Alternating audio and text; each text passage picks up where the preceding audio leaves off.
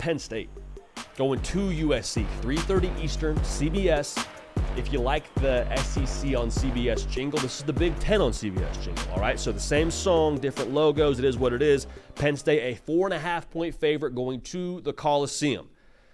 College football sickos, we appreciate y'all being subscribed right here to the On3 YouTube channel. We got tons of predictions like this one. We got reactions, we got analysis, all that involving the greatest sport on the face of planet Earth. Talking about it the way that you want it talked about happens right here, happens every single day. We appreciate you being subscribed. The Hard Count is brought to you by our friends over at Prize Picks. Daily fantasy, easy to play, easy to withdraw what you win. If you want to fade us on here, be our guest, you want to follow us here, even better, $5 in lineups when you play, and you use code HARDCOUNT at prizepicks.com. Gets you $50 in promo funds. Again, code HARDCOUNT, $5. Put a lineup together just for playing. You get $50 in promo funds to squeeze the juice out of college football season. Back to the prediction. For USC, man, back is against the wall. Okay, back is very much so against the wall. The Minnesota game, say what you want about the end of that game and the spot. It is what it is. They called it a touchdown, got in the end zone, took the loss. If you want to have a chance to still make the college football playoff, got to have this one. Got to have this one because 3 losses, you're out. 10-2, but with a win over a top 5 Penn State and a win the rest of the way, maybe Notre Dame looks how you want them to look when you play them, get a win there. I'm just saying now for USC, like, hey, we're in fight or flight mode a little bit here, baby. And I think all the folks in LA know that. Now, Penn State, they are emerging from the carnage of this past weekend, number 4 team in America. Like, if you're Penn State, you're like, golly, okay, cool. Like, yeah, I guess we are the number 4 team in America. Like, you're not apologizing for it, but they've definitely benefited from a lot of the madness that went on across the landscape last week, and really the last 2 weekends with Georgia losing. They don't apologize for it. I think that's a really good outfit. How they play in this game, I think, if they're able to beat USC, you're staring down the barrel of, I guess, Ohio State being your toughest test. But outside of that, you feel pretty good about yourself if you're Penn State and their chance to make the college football playoff. So I think for Penn State, what we just said about, this game being the, not the last hurdle to clear, but maybe the most impactful hurdle to clear for them. Because if you win this game and you got Ohio State all that's left, you feel pretty good about the college football playoff and what you can do there. This is like that pop moment for them. This is that moment that we talked about even before this weekend. This was that moment where Drew Aller, the Andy Kolsnecki offense, has got to emerge because I think USC will come out swinging. It may be a game where you got to score with USC, okay? Now, we'll talk about the defense in a second here, but Drew Aller is averaging 10 yards a pass right now. Last year, averaged 6.8. The proof is in the pudding. The West Virginia game showed us it's possible. It's real. Is it real in this game?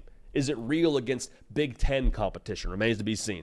It's also worth noting, do we need to see it? Because USC is allowing 5 yards a carry.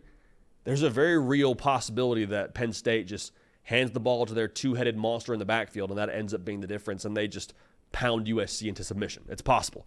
Now, for USC, we need to see the Lincoln Riley offense here. Didn't see it last week against Minnesota. These Big Ten defenses, I think, are superior to what you saw in the other conference. But we've seen the Lincoln Riley offense show itself against Wisconsin in the second half. Saw it early in the year against LSU. Need to get back to that. Because I think the best defense here for USC could be the offense.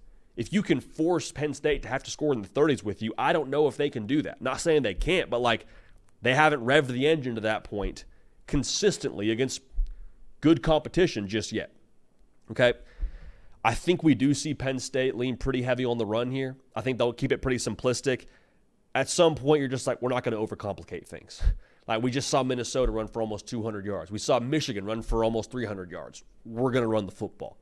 For USC, I think this will be the most aggressive game of their season from a game plan standpoint.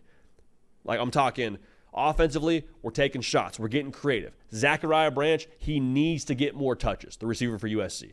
He is one of the most electric players in college football. They need to dial it up for him, whether it be speed sweeps, whether it be tunnel screens. Find ways to get number one the football. Again, I think he is the best player offensively for you that can create something. Jacoby Lane also a stud. I understand they have other tremendous talents on the perimeter there.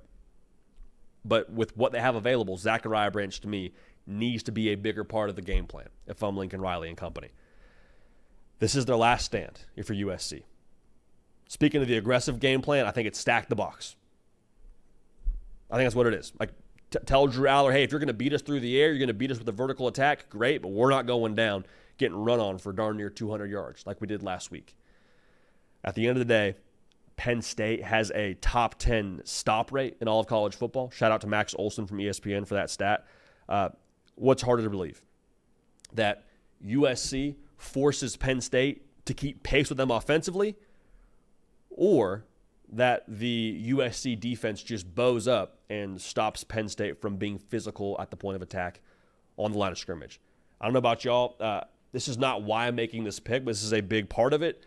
Just maybe from a recency bias perspective, seeing that clip circulating around social media of the Penn State offensive lineman coming down on a buck block against UCLA's defensive end and just, rewriting his chapter book for him.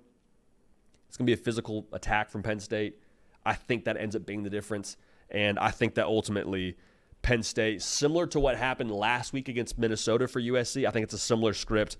I think Penn State wins the game.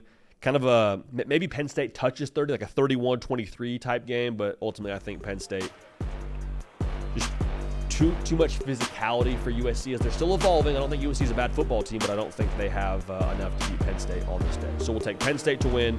We'll call that score 31-23, so the Nittany Lions win and cover. The hard count also brought to you by our friends over at Roback. Now, Roback, I keep saying it, man. They've been with us from the jump. Since we did this show in a lobby in Waco, Texas, sitting in an armchair, they were with us, all right? So Roback, college football people, running that operation out there, supporting this show and making it happen.